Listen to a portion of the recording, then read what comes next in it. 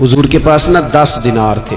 حضرت عبداللہ ابن عمر کہتے ہیں نبی کریم علیہ السلام کے پاس نا 10 دینار تھے۔ ویسے تو کائنات ہی میرے نبی کی مٹھی میں ہے، لیکن ظاہری طور پر 10 دینار تھے۔ حضور ایک دکان پہ گئے، 4 دینار کا حضور نے ایک جوڑا خریدا، کپڑے خریدے۔ وہ قمیض حضور نے پہنی تو ایک انصاری آگے بڑھ کے عرض کرنے لگے حضور میرا بڑا دل کر رہا ہے، یہ مجھے نہیں دے دیتے آپ؟ تو حضور خوش ہو گئے۔ یہ میرے محبوب کا دروازہ ہے کہ جب کوئی مانگتا ہے تو حضور خوش ہو جاتے ہیں۔ نبی کریم سے مانگا، حضور خوش ہو گئے، اور محبوب نے وہ کرتا، وہ کپڑے اتار کے اس انصاری کو عطا کر دیے، اور 4 دینار کے اور خرید لیے، باقی بچے 2 دینار۔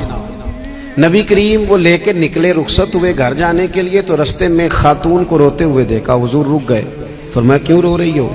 عرض کرنے لگی یا رسول اللہ میں فلاں آدمی کی کنیز ہوں، نوکرانی ہوں، اس نے آٹا لینے بھیجا تھا 2 دینار کا، وہ 2 دینار گم ہو گئے، حضور نے 2 دینار اسے عطا کر دی۔ وہ دیے تو وہ پھر رو رہی تھی، فرمایا اب کیوں روتی ہو؟ کہنے لگی یا رسول اللہ ڈرتی ہوں دیر بڑی ہو گئی، مار ہی نہ پڑے۔ تو حضور نے فرمایا چل نہ، میں تیرے ساتھ چلتا ہوں۔ حضور ان کے گھر گئے، وہ اہل ایمان کا گھر تھا جن کی وہ کنیز تھی، جا کے کہا السلام علیکم، اندر سے جواب ہی نہیں آیا۔ پھر فرمایا السلام علیکم، کوئی جواب ہی نہیں آیا۔ محبوب کا طریقہ مبارکہ تھا 3 دفعہ دستک، پھر واپسی۔ تیسری دفعہ کہا السلام علیکم، تو وہ سارے بول پڑے وعلیکم السلام یا رسول اللہ۔ تو حضور فرمانے لگے میں نے پہلے بھی 2 دفعہ سلام لیا، بولا کوئی نہیں؟ کہا یا رسول اللہ اپنے نصیب تھے نا کہ ہم پہ سلامتیاں بھیج کون رہا ہے، ہم نے سوچا ذرا 3 دفعہ مل جائے سلامتی۔